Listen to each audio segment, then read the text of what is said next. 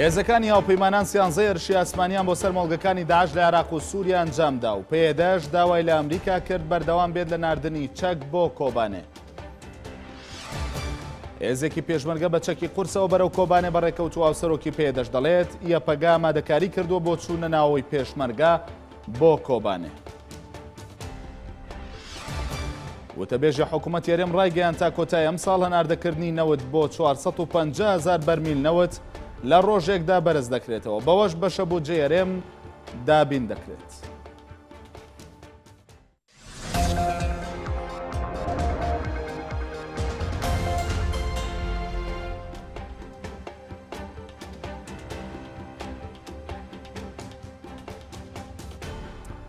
سلااوتان لەبێ بەڕێزان. هێزەکانی هاوپەیمانان بە فەرماندەی ئەمریکا سیانزەی هێرشی ئاسمانی نوێیان بۆ سەر ڕێکخراوی دەوڵەتی ئیسلامی ناسراو بە داعش لە عێراق و سووریا ئەنجامدا. ناوەندی سەرکردایەتی هێزەکانی ئەمریکا ڕایگەیان هێزەکانی هاوپەیمانان و ئەمریکا بە بەکارهێنانی فڕۆکەی جەنگی و بێفڕۆکەوانەکان ئەمڕۆ دوێنێ 4 هێرشی ئاسمانیان بۆ سەر ڕێکخراوی داعش لە خاکی سووریا ئەنجامداوە و 9 هێرشیش لە خاکی عێراق. بە پێی ڕاگەیەندراوەکە سەرجەمێرشەکان لە خاکی سووریا لە نزیک کۆبانێ ئەنجام درراوە و بەوەیەوە 4 سەنگەری داعش و یەکەیەکی بچووک بۆردومان کراوە.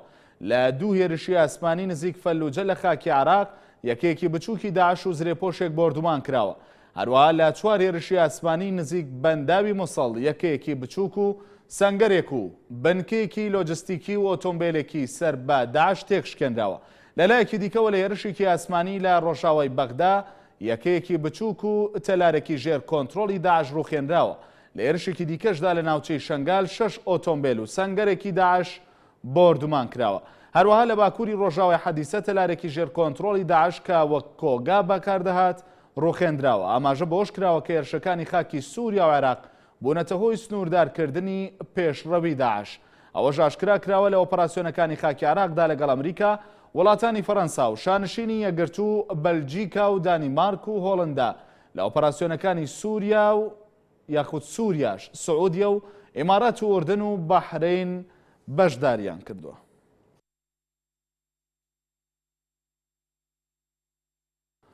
دوای 6 ڕۆژ لە ڕەزامەندی پەرلەمانی کوردستان بۆ ناردنی هێزی پێشمەرگە بۆ کۆبانێ، دوجار یەکەیەکی سەربازی هێزەکانی پێشمەرگەی کوردستان بە چەکی قورسەوە لە شاری هەولێرەوە جوڵەی پێکراو ئێستا بەرەو سنووری تورکیا بەڕێگاون و بڕیاریشە دواتر هێزەکەی پێشمەرگە بەرەو کۆبانێ بەڕێ بکەوێت. بە پێی زانێرەکانی NRT هێزەکانی پێشمەرگە بە 2 گروپ بەرەو کۆبانێ دەڕۆن و گروپی یەکەم چەک و تەقەمەنی و خۆراکیان هەڵگرتووە و لە شارۆچکەی بەحرکەوە و بەرەو سنووری ئیبراهیم خەلیل دەستیان بە جوڵە کردووە. هەروەها بڕیارە کاتژمێر یەکی ئەم شەویش یەکەی دووەمی هێزی پێشمەرگە لە ڕێگای فڕۆکەخانەی نێودەوڵەتی هەولێرەوە بچێتە تورکیا و دواتریش لە تورکیاوە بەرەو شاری کۆبانێ لە خۆراوای کوردستان بەڕێ بکەون. ئەو یەکەی هێزی پێشمەرگەی کوردستان کە جوانیوەڕۆی ئەمڕۆ بەڕێکەوت بەرەو کۆبانێ لە چەندین ئۆتۆمبیلی سەربازی و چەکی قورس پێکاتبوو. هاوکات چاوژۆغلۆ وەزیری ناوخۆی تورکیا ڕایگەیان ئەگەری ئەوە هەیە لە هەر ساتێکدا پێشمەرگە بە خاکی وڵاتەکەیدا تێپەڕ بێت بۆەوەی بچێتە کۆبانێ. لە گەشتی هەواڵەکانی کاتژمێر 6 NRTشدا ئاسیا عەبدوڵڵا هاوسەرۆکی پێدە ڕایگەیان یەکینەکانی پاراستنی گەل یەپەگا لەگەڵ ئەو هێزەی پێشمەرگە کە بڕیارە بچێتە کۆبانێ لە ئامانگیدان و ئامادەکاریش کراوە بۆ چوونە ناو کۆبانێەوە.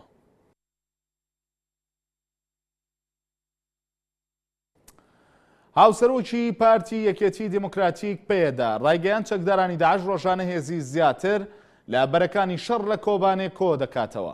دەژڵێت هاتنی سوپای ئازادی سووریا لە تورکیاوە بۆ کۆبانێ بە ئامانگی لەگەڵ یەپەگەدا دەکرێت. ماڵپەڕی فراد نیوزی نزیک لە پەکەکەوە لە زاری ئاسیا عەبدوڵڵا هاوسەرۆکی پێدە بڵاوی کردەوە. هاوکاریکردنی ئەمریکا و هاوپەیمانان بۆ کۆبانێ زۆر گرنگە و پێویستە درێژە بەو هاوکاریانە بدرێت. وتیشی داوامان کردووە ئەمریکا بەردەوام بێت لە ناردنی چەک بۆ شەڕڤانانی کورد لە کۆبانێ. لەبارەی چوونی پێشمەرگەی هەرێمی کوردستانەوە بۆ کۆبانێ ڕاشیگەیان هەروەک چۆن هەموو هێزە کوردەکانی هەر 4 پارچەی کوردستان هێزیان نارد بۆ شنگال پێویستە بۆ بەرگری لە کۆبانێش بە هاوئاهەنگی هێز بنێردرێت. ئاماژەی بۆش کردووە ڕۆژانە چەکدارانی داعش هێزی زیاتر لە بەرەکانی شەڕ لە کۆبانێ کۆ دەکەنەوە، بەڵام شەڕڤانانی کورد و سوپای ئازاد توانیویانە بەباشی بەرپەرچی هێرشی چەکدارانی داعش بدەنەوە.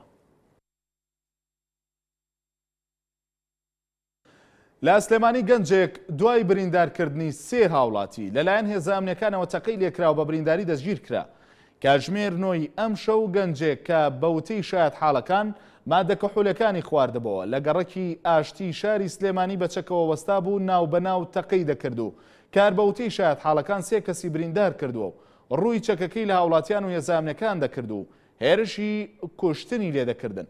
دوای کاتژمێر یاخود دوای کاتژمێرێک مانەوەی گەنجەکە لە ناو شەقامەکەدا لەلایەن هێزە ئەمنیەکانەوە تەقەی لێکرا و بریندار کرا و دواتر دەستگیر کرا.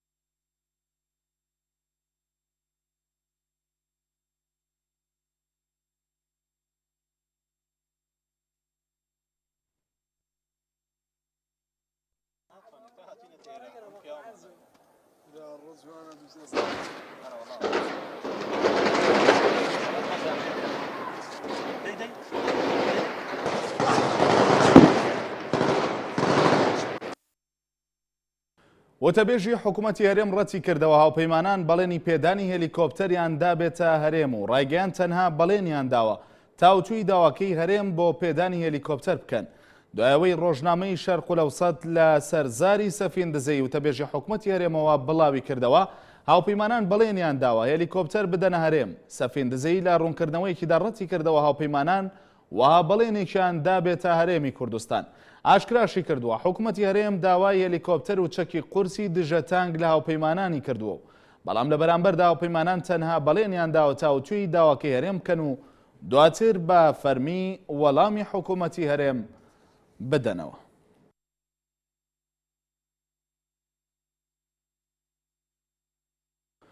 وتەبێژی فەرمی حکوومەتی هەرێمی کوردستان ڕایگەیان هەوڵ دەدەن تا کۆتایی ئەم ساڵ ڕۆژانە زیاتر لە 450,000 بەرمیل نەوت هەناردە بکەن و باو ڕێژەیەش دەتوانن بۆ جێی هەرێمی کوردستان دابین بکەن.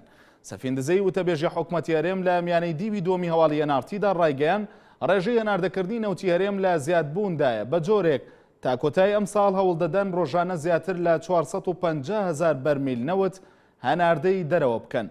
وتیشی بە زیادبوونی نەوتی هەرێم بۆ 450,000 بەرمیل نەوت دەتوانن بە شەبوجەی هەرێمی کوردستانی پێدابین بکەن. هەروەها سەفیندزەیی سیاسەتی نەوتی هەرێمی کوردستانی بە سەرکەوتووی وەسف کرد و ڕاشی گەیان لە ئێستادا نەوتی هەرێمی کوردستان بازاڕی خۆی دۆزیوەتەوە. لەبارەی هەناردەکردنی نەوتی هەرێم لە ڕێگای حکوومەتی ئیتیحادیەوە سەفیندزەیی ئاماژەی بەوە کرد حکوومەتی هەرێم خۆی نەوت هەناردە دەکات و هیچ کات هەرێم کۆنتڕۆلی لە 100% نەوتی خۆی ناداتە دەست حکوومەتی ئیتیحادی. وتەبێژی حکوومەتی هەرێم ئاشکراشی کرد بە پێی پێداویستی وەزارەتەکان ساڵی داهاتوو دامەزراندن دەست پێ دەکاتەوە.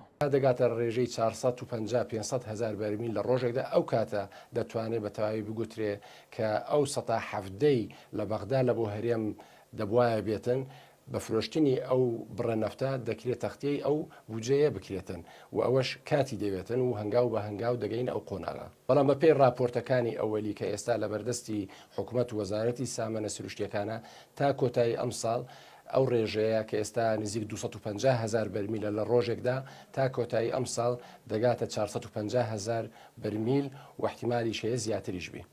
نێچیروان بەرزانی سەرۆکی حکوومەتی هەرێمی کوردستان ڕایگەیان چانسێک دەدەنە حەیدەر عەبادی سەرۆک وەزیرانی عێراق بۆ ئەوەی هەموو کێشەکانی نێوان هەولێر و بەغدا لە ڕێگەی دیالۆگەوە چارەسەر بکرێن. بە پێی ڕاگەیەندراوێکی حکوومەتی هەرێم بارزانی یاخود نێچیروان بارزانی لە دیدارێکیدا لەگەڵ یان ئیلیاسۆن جێگری سکرتێری گشتینەتەوە یەکگرتوەکان و نیکۆلای میلادینۆف نوێنەری تایبەتی سکرتێری گشتینەتەوە یەکگرتوەکان لە عێراق ڕایگەیان پشتگیری لە حکوومەتی عەبادی دەکەن و دەخوازن چانسێک بدەنە عەبادی بۆ ئەوەی هەموو کێشەکان لە ڕێگەی دیالۆگەوە چارەسەر بکرێن. هەروەها سوپاسی ڕۆڵی نەتەوە یەکگرتوەکانی کرد لە کاتی پێکەنانی حکوومەتی نوێی عێراقدا هەوڵی لێک نزیککردنەوەی هەولێر و بەغدایان داوە. نێچیروان بەرزانی ڕاشی گەیاندۆ پێشمەرگە لە هێڵی پێشەوەی شەڕدایە کە شەڕێکی قورسە و لە جیاتی هەموو ئازادی خوازانی جیهان لە دژی تیرۆر دەجەنگێت.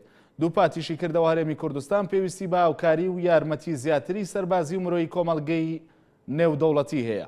ئەوتانی سەرۆکی حکوومەتی هەرێم لە کاتێکدایە کە بڕیارە بە نزیکانە وەفدێکی باڵای هەرێمی کوردستان بە سەرۆکایەتی نێچیروان بەرزانی سەردانی بەغدا بکات و لەگەڵ عیبادی تاوتوێی کێشەکانی نێوان هەولێر و بەغدا بکەن.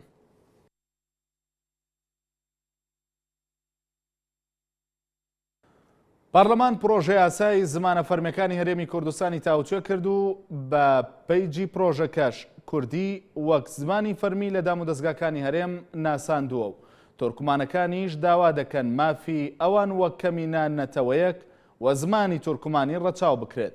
هەرە دانیشتنەکەدا گفتوگۆکردن لەسەر هەمواری پەیڕەوی ناوخۆی پەرلەمان بۆ دانیشتنێکی دیکە دواخرا.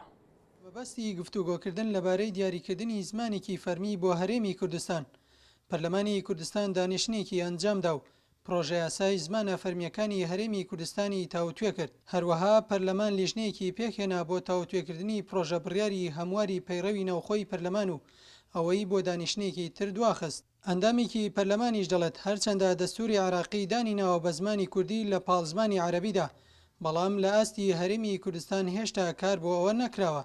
بەداخەوە ئێمە دوای 23 ساڵ لە حکومڕانی خۆمان یاسایەکی لەو شێوەمان نەبوو. ئەگەر بیانێک بێتە ئەم وڵاتەوە هەست ناکە کە ئەمە هەرێمی باشووری کوردستانە. بەهۆی ئەم یاسایەوە ئێمە زمانی کوردیەکەینە زمانی فەرمی لە هەرێمی کوردستان، زمانی ئاخاوتن، زمانی نووسین، زمانی فێربوون و هەروەها زمانی دارگاکان، زمانی دەرکردنی پرۆژە یاسا و بڕیار و ڕێنماییەکان. سەرۆکی ئەکادمیای کوردی بەشداری دانیشتنەکانی کرد و ئەرکی بە دواداچوونی سەرجەم مادەکانی ئەو یاسایی پێسپێردرا و ئاماژەش بۆ دەکات ئەگەر ئەوان لە ڕووی دارایی و کاریگەریەوە دەستیان کراوە بێت دەتوانن ئەرکەکەی خۆیان بە تەواوەتی جێبەجێ بکەن. ئەرکانە دراوە بە ئەکادمیای کوردی تاکو ئێستاکە بۆی نەلواوەکەوە بتوانێت لەبەر کۆمەڵێک هۆ کە ئێمە لە ئەکادمیای کوردیا دەسەڵاتی داراییمان نییە، دەسەڵاتی کاریگەڕیمان زۆر فراوان نییە، بۆ زۆر شت ئێمە بگەڕێنەوە بۆ ئەنجومی وەزیران. ئەگەر بێت و ئەو دەسەڵاتانە بدرێتە ئەکادمیای کوردی ئێمە ئەتوانین زۆر باشی بەشی زۆری ئەو ئەرکانە جێبەجێ بکەین. بەپێی پرۆژە یاساکە لە دامەزراندن و گواستنەوەی هەمیشەیی و کاتی فەرمانبەران و کارمەندان زانینی زمانی کوردی وەک پێوەرێکی سەرەکی ڕەچاو کراوە. بەڵام ئەگەر ئەو کەسە کورد نەبوو یاخود کوردی نەزانێ، ئەوە پێویستە ماوەیەکی بۆ دیاری بکرێت بۆ ئەوەی فێری زمانی کوردی بێت. فراکسیۆنی تورکمانەکانیش هەرچەندە پشتگیری پرۆژە یاسای زمانە فەرمیەکان دەکەن، بەڵام ئەوەش ناشارنەوە نابێت مافی زمان و زانینی کەمەنەتەوەیەکانی تر پێشێل بکرێت. ئێمە پژگیری لەوە دەکەین کە زمانی فەرمی لێرەش وەکو یاسایەک دامنرێتن لە عینی کاتشدا نابێت لەسەر ئەساسی وەدانانی ئەو زمانە فەرمیانانەدا کە حەقی مافەکانتکە حەقی مافی پێکاتکان کە بخورێت وە ئیهمال بکرێت و لەو ناوانە کە دەرێ زمانی کوردی لە هەموو دایرە و ڕیسمەکان دەبێت بە زمانی نووسین و ئاخافتن. زمان نووسین دەبێت ئەمە ئاخافتن شتێکی زۆر زەحمەتە، یعنی شتێکە کە لەگە منەمای دموکراسی پێک نایێت. دوای 23 ساڵ لە دروستکردنی دەسەڵات و ئیدارەی کوردی هێشتا یاسایەکی جێبەجێکراو نییە بۆ ناساندنی زمانی بەکارهێنراو لە دام و دەستگا حکومیەکاندا. ئەوەش بەردەوام وەک ڕێخنەیەک بەرەو ڕووی دەسەڵاتی سیاسی دەکرێتەوە. بێسون خدر NRT هەولێر. بەڵێ بەڕێزان، نێردراوی NRT لە باکووری کوردستانەوە پێی ڕاگەیاندین کە لە ئێستادا هاوڵاتیان لە باکووری کوردستان ڕژاونەتە سەر شەقامەکان و گردبوونەوە دەکەن و خۆشی خۆیان دەردەبڕن بەرامبەر بە چوونی پێشمەرگە هێزی پێشمەرگەی کوردستان بۆ کۆبانێ. هەروەها هێزە ئەمنیەکانیش ڕوبەڕوویان بوونەتەوە. زانیاری زیاتر وەردەگرین لە یوسف موسا، نێردراوی NRT لە باکووری کوردستان. ئەگەر لەگەڵمان مابێتەوە یوسف، شەو باش، چی دەگوزەرێ لە باکوور؟ دوا زانیاریەکان چین لای تۆ؟ یوسف؟ بەڵێ. یوسف، وەکو پێشتر بە ئێمە ڕاگەیاند بوو کە لە ئێستادا لە باکووری کوردستان گردبوونەوە دەکرێت و هاوڵاتیانی کورد لەو پارچەی کوردستان ڕژاونەتە سەر شەقامەکان خۆشی خۆیان دەردەبڕن سەبارەت بە چوونی هێزی پێشمەرگەی کوردستان بۆ کۆبانێ و لەلایەن هێزامنەکانیشەوە ڕۆبەڕوویان بوونەتەوانێ و گازی فرمێسک ڕێژیان بەرامبەر بەکارهێنراوە. من دەمەوێت تۆ زانیاری ورتر و زیاتر بدەیتە ئێمە و بینەرانیش. زیاتر یا ئەو باژێرە چەمنە سەر سنووری خۆ پێشاندانێ تێزەکردن چوان jî سلوپیا herdîsan Cizîr û Nusêbîn û Mardîn çunku ev deverên hene çevne firêka pêşmergey de xelkekê wekû xoşaliyek yên hatîn بۆ هەندێ خوشحالیە خود در ببرش هاتنا پێشمەرگەی لێ هێزەکە زێدە هاتیە داوی وان خۆ پێشاندانت vê خەلکی بینن ژن و زار و هزاران خەلک هاتینە سەر شەقامان ئەف خەلکی هەنێ وەکو خوشحالیەک هەمبەر هاتنا پێشمەرگەی نوکە ئەم یل سەر سنووری بێژن سەر سنووری هەریم وڵاتی تورکیا ئانکو ئەم یل ئاخا وڵاتی تورکیادا گومرکا خابور یا وڵاتی تورکیا ئێکجاری هاتیە دایخستن هزاران خەلکێ الوێنێ گیریان خواردە ئانکو نەشین هات نۆچونا هەرێمێ بکن ئەم ژی ئێگشوا بینە یعنی نوکە وڵاتی تورکیادا ئەم بۆ ڕۆمالا بێژن ئێنئارتی هاتینە وڵاتی تورکیا لێ نوکە ئەم جارێک هاتی نەشین و گەرنە هەرێما کوردستانê ji ber ku qapî anku dergehê sinûriye welatê Tirkiya anku gumirka xabor hatiye girtin. Evkê henê niha wekû diyar ku xelkeke porêna an jî bêjin hemû rengekê divên siva hikûmetê bidin lê ji aliyê hêzê ve gaza firmêskê ya tê te kar înan taybetî Silopiya xelkeke zêde li vî bajarî kombî sercadên serekî kombiye diyara hikûmeta Tirkiya vêya bersiva vî xelkî pişêwê gazên firmês çunku heman dem de nahê te zanîn egerê wê çendê çi ye çunku pêşmergê herêma Kurdistanê dêt axa welatê Tirkiya de derbas bîtin. باشە بەڵام بۆچی هێزە ئەمنەکان ڕێگری دەکەن یعنی لە کاتێکدا ئەوان تەنیا خۆشی دەردەبڕن یاخۆت هیچ پشێویەکیان ناوەتەوە کە بۆ جۆرە مامەڵەیان لەگەڵ دەکرێت؟ نخیر دیارە وڵاتی تورکیا پێشمەرگە دێت ئاخا وڵاتی تورکیا دەبورن خەلک یە خۆشحالیا خۆ دەربڕن دیارە وڵاتی تورکیا ئانکو سوپای تورکیا ئەف چەندە پێخۆش نینە کۆ خەلکێک بێتن پێشوازیە پێشمەرگەی بگتن ji ber hindê nokê porêna û xelkekê zêde hezaratan tirimbêl û xelekê li ser sinora gîriyan xward neşin bêne herêma Kurdistanê heta nokê nehatiye zanîn ka carê merema supayê Tirkiya çi ye çünkü supay bêjin ev hemahengiya welatê Tirkiya biye lê rênedana welatê Tirkiya û herwasa daxistina dergehê sinûrî wekû bersivek heta nokê nayê te zanîn ku welatê Tirkiya çi merem ji evê kiryarê heye anku ev heta nokê pirizgirêkeka nerone û ev xelkê henê jî gelek hemaset e yani ev xelkê henê bêjitin em ji ser sinûra naçin heta ku ew çûna pêşmergek çavê xwe bibînin anku pêşmergedê çi awa çend pêşmergedê derbasî Bakurê Kurdistanê bin ji ber hindê nokê li ser sinûrê Bakurê Kurdistanê nokê ev dihan dîmenê jin û zar û hezarata xelkê pêş çavê me ne ku ev xelkê heye ya hindê bo hindê bizanin ka aya çûna pêşmergeyê dê bi çi awa bîtin pêşmerge dê bi çi rêk derbas bîtin çend pêşmerge ne ji ber hindê piştî ku xwepêşandan li zêdetir ya devera hatîne dawî înan nokê xelek yê li ber dergehê sinûriyê anku xala sinûriya xaborê welatê Tirkiya yê çaverêya hindê dikin ka carê ev pirizgirêka henê dê gehîte kîv û çûna pêşmergek çavê xwe bibîne. باشە هەرچەندە ئاماژەت پێکرد بەڵام من دەمەوێت زیاتر ئەو وێنەیەمان بۆ بگوێزیتەوە یاخود بۆ باس بکەی بە وشە چۆن خۆشی دەردەبڕن هاوڵاتیان لەو ناوچانە یعنی ئاهەنگ دەجێڕن دەگەڕێن بە شەقامەکاندا دەربڕینی خۆشیەکەیان چۆنە؟ دیارە خەلکێ ڤیای خۆپێشاندان بێنەکردم شێوەکی ئانکۆ خۆشتوی ئان خۆشەویستی وەکو جێ بێژن لێ پشتی کو سوپای تورکیا هێزب کار ئینای ئانکۆ گازا فرمێسکب کار ئینای خەلکێ ئەvە بەرەف ئاخارێکی دیبر ئانکۆ تایرێن هاتینە سۆتن هەندێک نابێژم ڕێک نەهاتینە گرتن لێ سەرگەلێک جادان تایرە هاتینە سۆتن وەکو بەرسەفدانێک بۆ سوپای تورکیا بۆ هەندێ بۆچی ئەف کردیارەها بەرامبەر خەلکی بێتەگرن چونکو دەمێکێدا ئەف خەلکی هەنێڤێتن وەکو خۆشیەک وەکو ئاهەنگێک هاتنا پێشمەرگەی بگێڕن لێ بەرسەفدانا سوپای تورکیا ڤی ئاوای وەکر کو ئەف خۆ پێشاندانە بەرەف ئاقارێکی دیڤە بچێت ئانکۆش خۆشیە ببیتە خۆ پێشاندانێک نەڕازیبوون ئانکو کارئینانا هێزی بۆ سەرکوتکردنا خۆپێشاندەران. باشە ئەو هەڵوێستانەی سوپای تورکیا وای کردووە کە گرژی دروست بێ و پێکدادانی تند دروست بێ لە نێوان هاوڵاتیان و یاخود هاوڵاتیانی کورد و سوپای تورکیادا یاخود هیچ بریندارێک هەیە ئێوە بەرچاوتان کەوتووە؟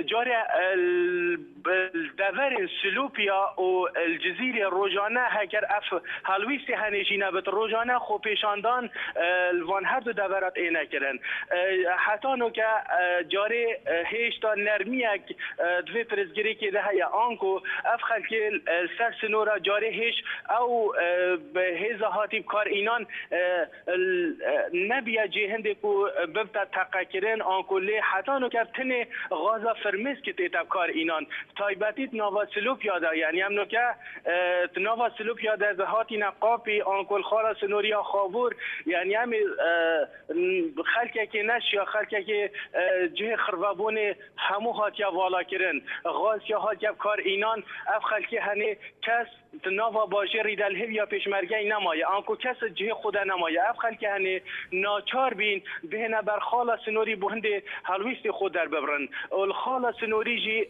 وکو ما آماجه کری درگه خالا سنوریا خابور هاتیا گرتن اف خلکه هنه هندک خلک جی های ملبت آماجه پیدم هندک خلک بو مرمن گشتیاری او هندک الدفمهانا خلک هریما کردستانینا او جی پفشیوی خلک دیتر گیریان خورد آنکو نشن بین هریما کردستانی آنکو اف خلک بو گشتی هاتی هم بر خلک خو پیشان در همی اف خلک هنه خرو بیا و نه تازانین درگه خالا سنوریا ترکیه کنگی دیتا وکرن چون کنو که امتنه درگه خالا سنوریا ترکیه بینن آنکو هندک گورن مازن درگه هاتی ندانان هیچ خلک نشید هارنو چونه بکتن ما پرش خالا سنوری که بیج جاری افرزگیری که هنه رون نینه کنگی درگه بیتا وکرن و خلک هجی چاور یا هندید کتن دبیتن هیدی گرما خورتن باکور کردستان خوب پیشاندن بتل دی فیج بینیا برف آخاره که دی و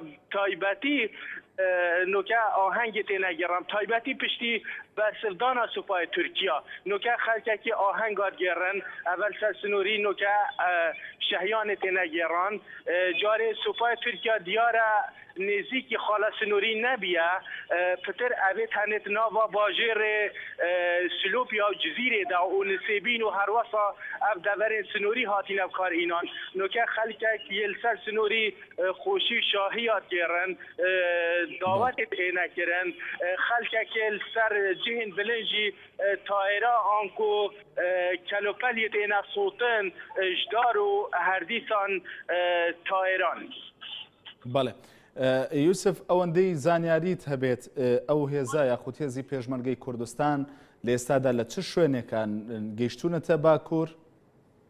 نخیر حتی که اف خلکی هنه یه چاوری هاتنا پیشمرگی کرد هاتنا پیشمرگی جوری حتی که مل بریکا پیوندی لای کردستان پرسیه دیاره اونیزی که خالا سنوریا آنکود خالا سنوریا بینا ابراهیم خلیل دا بینا لی ویجا گهشتینه حتی که نگهشتینه خال هشتا نگهشتینه ترکیه پرزگیری که وی خلکی جید سنوری دا اور بیجن مدوی چونا پیشمرگی چاوی خوب ببینن او پیشمرگی چتن ریجاوی چنده جبر هدی حتی که هیچ پیشمرگه در بازی ولات ترکیه نبویه حتی که و اف خلکی هجی یه انتظار هندید کن آنکو چاوری هندید چتن چه آوا و بزدهان و بصدان میدیا جیهانی و هر واسا میدیا نافخوی ترکیه یه رومالا و رودانی که کجاری کنگی اف پیشمرگتی در باز بتن برف کوبانی وفچیتن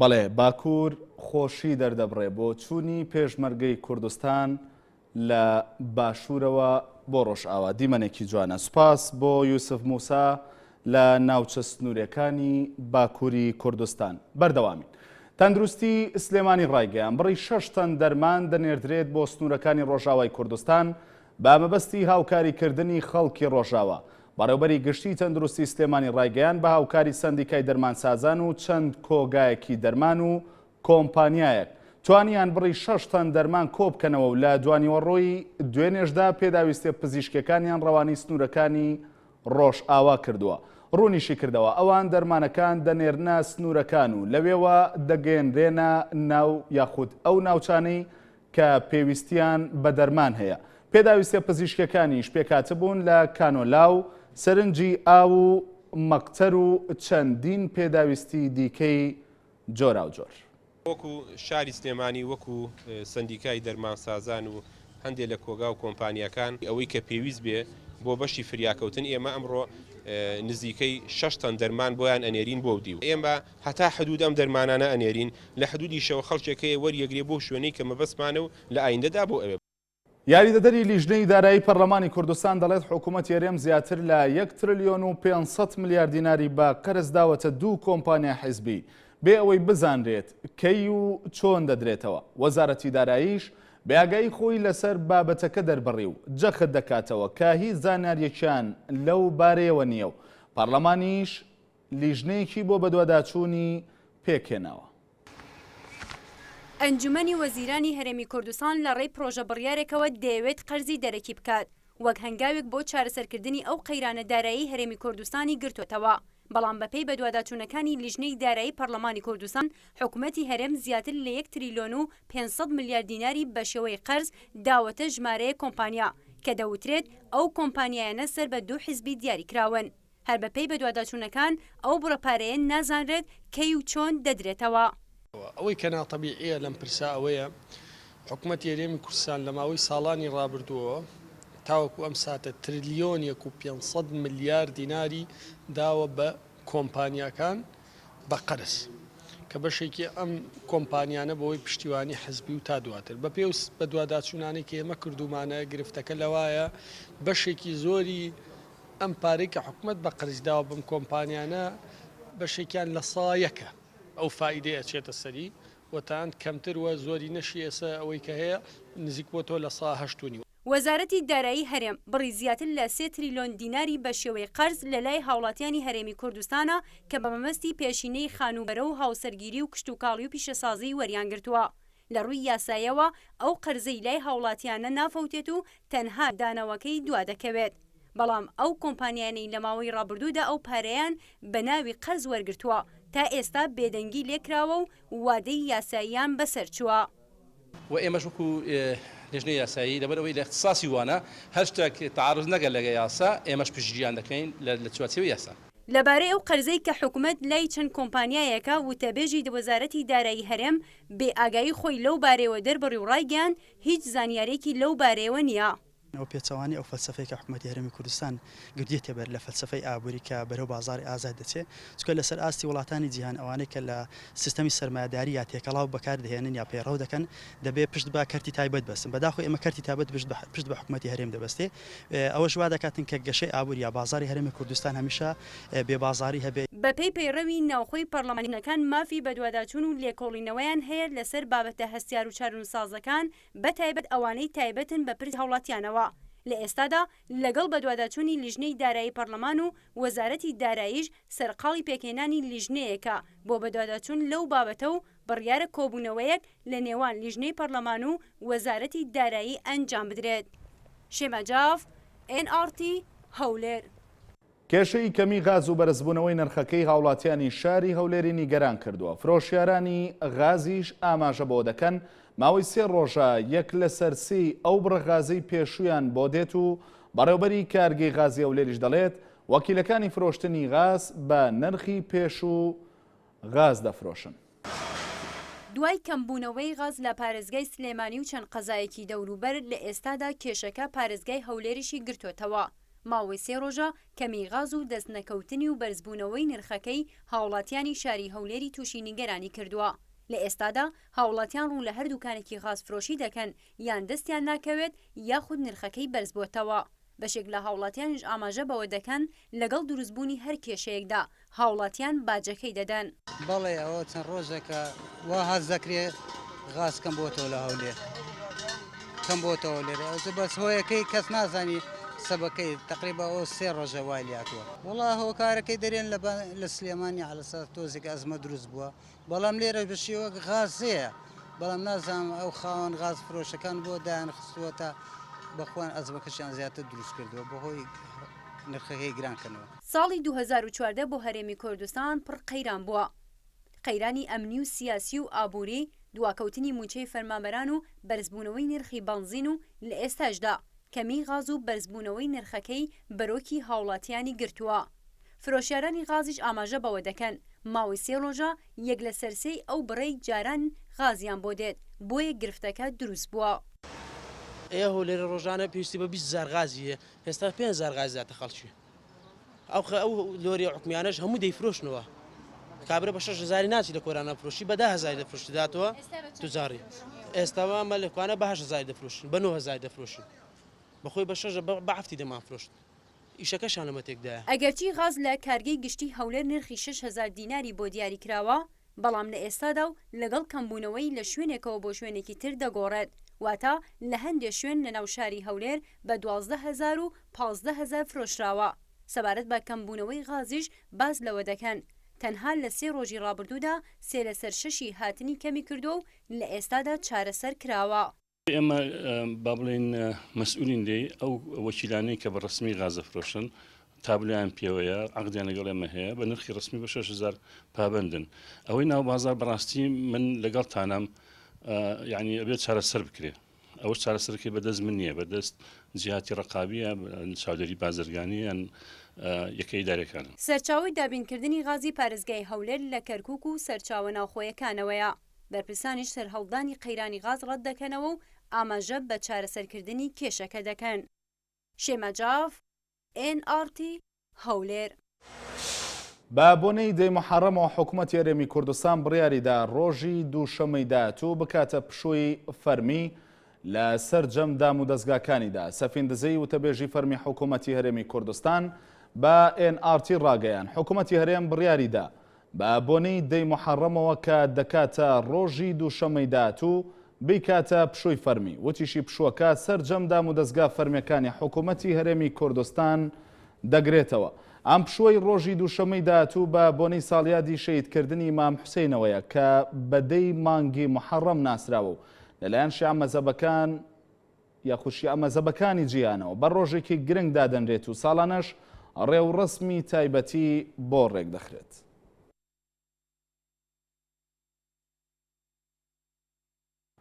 باوەی تەزووی کارەباوە لە قەزای کۆیە دوو کرێکار لە کاتی کارکردندا گیانیان لەدەستدا. کاروان مەجید لێپرسراوی هۆبەی جوڵان لە پۆلیسی کۆیە بە NRT ڕاگەیان سەر لە بەیانی ئەمڕۆ لە گەڕەکی شۆجێراوەی قەزای کۆیە دوو کرێکار لە کاتی کارکردندا گیانیان لەدەستداوە. ئاشکراشی کرد کرێکارەکان دانیشتووی قەزای کۆیە بوون و یەکێکیان تەمەنی 50 ساڵ و ئەویتریشیان تەمەنی 42 ساڵ بووە و لە بینایە کاریان کردەوە بەهۆی بەرکەوتنی تەزووی کارەباوە گیانیان لەدەستداوە. لێپرسراوی هۆبەی جوڵان لە پۆلیسی کۆیە وتیشی لە دوای ڕووداوەکە تەرمەکانیان نێردراوەتە پزیشکی دادوەری و لێکۆڵینەوە لە ڕووداوەکە دەکرێت. ئەوەش لە کاتێکدا دوێنێ کرێکارێکی فەرمانگەی کارەبای هەڵەبجە بەهۆی کەوتنە خوارەوە لە بینای مزگەوتێکەوە لە کاتی کارکردندا گیانی لەدەستدا. بە پێی ئامارەکانی سندیکای بیناسازیش تەنها لە سنووری پارێزگای سلێمانی و هەڵەبجە لەم ساڵدا 29 کرێکار گیانیان لەدەستداوە.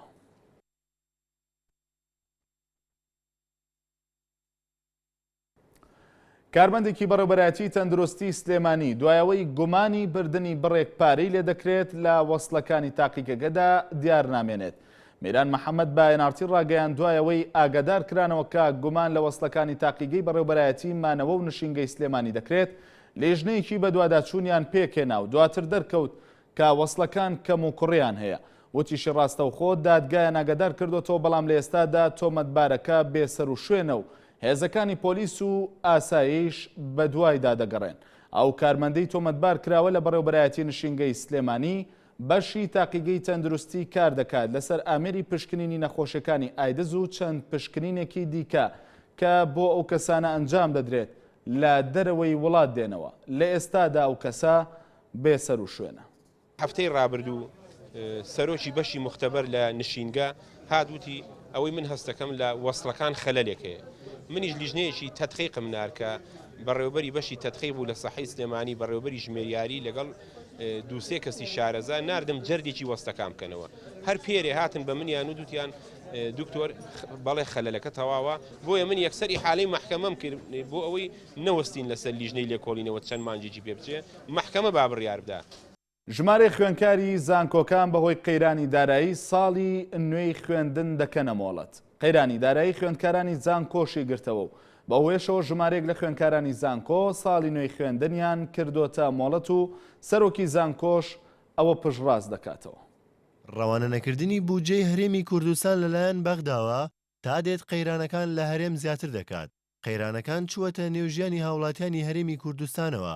بە نمونە لەگەڵ دەستپێکردنی ساڵی نوێی خوێندن و کردنەوەی خوێندنگا و زانکۆکان قەیرانی دارایی خوێندکارانیشی گرتەوە. بەو هۆیەوە ژمارەیە خوێندکاری زانکۆکان کە ناتوانن خەرجی ئەم ساڵی خوێندنیان دابین بکەن ئەم ساڵیان کردوتە مۆڵەت. بەشێکی تریان بەهۆیەوەی کە ناتوانن لە دەرەوەی ناوچەکانی خۆیان درێژە بە خوێندن بدەن بەشەکانیان نزم کردوتەوە. خوێندکارێک دەڵێت هاوڕێیەکی کە لە بەشی پزیشکی زانکۆی سلێمانی وەرگیراوە کە بەرزترین نمرەی دەوێت بەڵام بەهۆی خراپی باری داراییەوە بەشەکەی نزم کردوتەوە. لەبەرەوەی خوێندکارانیش یەکێکن لە زگیلەکانی ئەم کۆمەڵگایە لە کوردستانە و کۆمەڵگا بە کاملی تووشی ئەم قەیرانە داراییە بووە لەبەر ئەوە خوێندکارانیش بڕوا ناکەم بێ بەش بن لەم قەیرانە داراییە بەڵێ بەڕاستی تەسیری سلبی زۆر کردووە لەسەر خوێندکاران. خوێندکار هەیە لە هاوینە خەریکی کارکردنن لە هاوینە ینی کارێکی وایان دەست نەکەوتوە ئەم هاوینەی ڕابردوو بە بۆنەی ئەو کێشانەوە لەبەرەوە بێکاریە نەیانتوانیوە خەرجی بەڕاستی ئەم ساڵی خوێندنیان دابین بکەن یاخود باوکیان موچەخۆرە و بەشێک لە پارەکەی لەوە بۆ دابین کراوە باوکی موچە وەرناگرێت. ئەگەر چی خوێندکارانی زانکۆ ماگانە دەرماڵەیەکیان پێدەدرێت بەڵام بەهۆی قەیرانی داراییەوە گومانیان هەیە ئەوانیش لە کاتی خۆیدا دەرماڵەکەیان پێنەدرێت. هەرچەندە بڕەکەش زۆر نییە تا ئێستا حکومەتی هەرێم دەرماڵەی 20 ڕۆژی ساڵی ڕابردووی خوێندکاران دابەش نەکردووە. لێپرسراوی پڕۆژەی خێرخوازی بۆ خوێندکارانی زانکۆ دەڵێت لە ساڵی ڕابردوودا توانیان بەهۆی ئەو کۆمەکی لەلایەن خەڵکی خێرخوازەوە گەیشتۆتە دەستیان هاوکاری بەشێک لە خوێندکارەکان بکەن بەڵام نایشارێتەوە ئەم ساڵ بەهۆی قەیرانی داراییەوە ڕەنگە توانای هاوکاریەکانیان سنووردار بێت. ساڵانە لە زانکۆی سلێمانی بە تایبەتی ژمارەیەکی زۆر خوێندکار مۆڵەت وەردەگرن یان بەشەکانیان لە بەشی بەرزەوە دابەزێنن بۆ بەشە نزمەکانی شارەکانی خۆیان لە بەهۆی کەم درامەتی و بێپارەیەوە. خوێندکاران تەنها موچەیەکی کەمیانەیە کە پێی دەوترێت دەرماڵە کە ئەویش 2 مانگ 3 مانگ جارێک اینجا بگا بەدەستیان کە ئەویش بەشی هیچ ناکە. ئێمەش دامان بوو ئەم پرۆژەیە لە ڕێگەی خێرخوازانەوە کە زۆربیان سیاسەتمەداران و مامۆسایانی زانکۆوانە هاوکاریان نەکردین ساڵی پار ئەم ساڵیش بەو هیوایان ئەوان هاوکاریمان بکەن بتوانین پارەیان بۆ کۆ بکەینەوە بە شێوازێکی بە ئامانەتێکەوە بە شێوازێکی گونجاو بیگەینی بەدەستی ئەو خوێندکارانەی کە پێویستیان بەو پارەیە. ساڵانە خوێندکارانی زانکۆ بە هۆکاری جیاجیا مۆڵەتی خوێندن وەردەگرن بەڵام سەرۆکی زانکۆی سلێمانی ئەوەی پشتڕاست کردەوە کە لەم ساڵدا قەیرانی دارایی بووەتە بەشێک لە هۆکارەکانی مۆڵەت وەرگرتن. دەشڵێت ئەگەری ئەوە هەیە ئەم ساڵ ڕێژەی وەرگرتنی مۆڵەت بە بەراورد بە ساڵی ڕابردوو زیاتر بێت. ئەوە پێشبینی ئەکرێت کە ئەم ساڵ ژمارەیەکی زیاتر لە ساڵانی پێشوو خوێندکارانی خۆشەویست داوای دواخستنی خوێندنەکان بکەن زۆر جاریش لەبەر کەم دەرامەتی و لەبەر باری ئابوووریە هەمومان ئەزانین ئەم بارودۆخە ئابووری کە ئێستا بەسەر هەرێمی کوردستانە هاتووە کە فەرمانبەران کە توێژێکی گەورن لە ناو وڵاتەکەمانە و زۆربەی خوێندکارەکانیش کە سوکاریان فەرمانبەری حکوومەتن و ماوەی 3 مانگێ وا بۆ 4 مانگێک چێکە زۆریان موچیان وەرنەگرتووە بێگومان ئەمە ئەرکێکی گەورە ئەخاتە سەرشانیان سەرشانی کە سوکاریان بۆیە ناچار ئەبن کە ساڵی خوێندنەکەیان دوا بخەن. لەگەڵ قوڵبوونەوەی کێشەکانی نێوان هەولێر و بەغدا و بەتایبەتی دوای بڕیاری فرۆشتنی نەوتی هەرێم لە ڕێگەی تورکیاوە لە سەرەتای ئەم ساڵەوە بەغدا موچە و بودجەی فەرمانبەرانی هەرێمی کوردستانی ڕاگرتووە و هەرچەندە بەپێی کارنامەکەی حکوومەتی عەبادی دەبوایە دوای پێکهێنانی حکوومەت موچە بنێرێت بەڵام تاوەکو ئێستا بڕیاری ناردنی نەدراوە. گۆران عەبدوڵڵا NRT سلێمانی. لە بەرامبەر گۆڕینی شێوەزاری بادینی بۆ سۆرانی بەشێک لە خوێندکارانی سنووری قەزای بەردەڕەش خۆپیشاندانیان ئەنجامدا. بەڕێوەبەری پەروەردەی قەزاکەش ئاماژە بەوە دەکات شێوەزاری خوێندن کاریگەری نابێت لەسەر خوێندکارە. بۆی پتری گرنگیدان بە خوانکار و پرۆسەیە خواندنە ئەلدەڤەرێ ڕێبەبەریا پەروەردە قەزا بەردەش خوانکارن سنووری قەزای ئەوێن لەسەر ئاستێ پارێزگاها دووەکی و هەرێما کوردستانê di sala xwendina 2013 bû 2014 şiyayna pileyên berj û êkemên deverê bin hatin xelatkirin. Xwankarên serkeftî jî xwast ku xwankarên ev sala jî di astê berstirê wan abin û şêwezarê badînî jî bixûnekene asteng çunki pirûse her bi zimanê Kurdiye çi badînî bît yan jî Sûranî bît. هیوادارم قوتابیەکانی سەر ئاستی پەروەردەی بەردەڕەش هەولی خۆیان بدەن هەساڵانە دەرەجەی بەرز و نمرەی بەرز بەدەست بێن.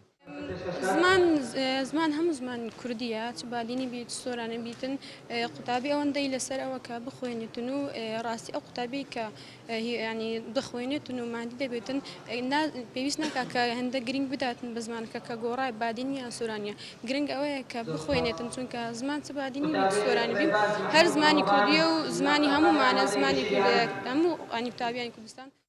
ڕێڤەبەرێ پەروەردا قەزا باردارشی دەبێژە بۆ ساڵا پێنجێ لەسەر ئێکە خوانکارن وانە شیانە ببنە ئێکەمن سەر ئاسێ پارێزگای و هەرێمێ لێ شێوازارە خواندنیژی چێ بە سۆرانی بێت یان بادینی بیت چێ باندۆری نابێت چونکی ژبلی خوانکارن پۆلە دوازدێ لێیت پۆلانەیژی کو بێ بادینی دەخوێنن شیانە بنە ئێکەم لەسەر ئاستێ پارێزگای و هەرێمێ. زۆر گەشتبینم و دڵنیاشم ئەو ساڵیش وەکو ساڵانی داهاتوو دەتوانین ئەنجامی باش بەدەست بینین چونکە پۆلینۆ بە شێوەزاری بادینی و دیسان ئێمە پاش پەروەردەی شنگار و تلکێف ئێمە سێیەم بین لەسەر ئاستی پارێزگای دۆ و بە شێوەزاری بادینیش بوو و ئەو ساڵیش مای خۆشحالیە کە پرسیارەکان هەموو بە شێوەی هەڵبژاردن دەبیت بە تاکید ئەو هەڵبژاردنە ڕەنگە هەندێک لەو کۆس بوتەگەرانە ئەگەر هەبیت هەندێک لە قوتابیان لی تێنەگەن ڕەنگە ئەوە چارەسەر بکرێت. هەرچەندە کە بۆ چەندین جاران لە سنوورێ قەزا باردارش خۆنیشاندان بۆی گۆڕینا شێوازارە خواندنە دەهێتکردن لێ دەست پێکە وەرزێ ئەفساڵەژ یا خواندنێ خۆنیشاندان هاتکردن ji bar خوانکاران ve lê pisporên perwerdeyê خوانکارên qezayî jî çi astengê de rêdana bibînin li ser şêwazarê xwandinê bêbadînî lê bû sala pêncî jî li ser êke خوانکارên qezayê dibine êkemên ser herêmê û parêzgehê. Dilşad Enwer, NRT, Berdaraş. بەڕێوەبەری ڕاگەاندنی پۆلیسی سۆران ڕایگەیان لە کۆی 14 حاڵەتی کوشتن لە سنوورەکەیان 12 حاڵەت ئاشکرا کراوە. دوای بڵاوبوونەوەی هەواڵەیەک بە هەڵا سەبارەت بە دەستگیرکردنی تۆمەتبارانی حاڵەتەکانی کوشتن لە سۆران محەممەد علی بەڕێوەبەری ڕاگەاندنی پۆلیسی سۆران لە ڕوونکردنەوەیەکدا ڕایگەیان لە کۆی 14 حاڵەتی کوشتن لە سنوورەکەیان 12 حاڵەت ئاشکرا کراوە.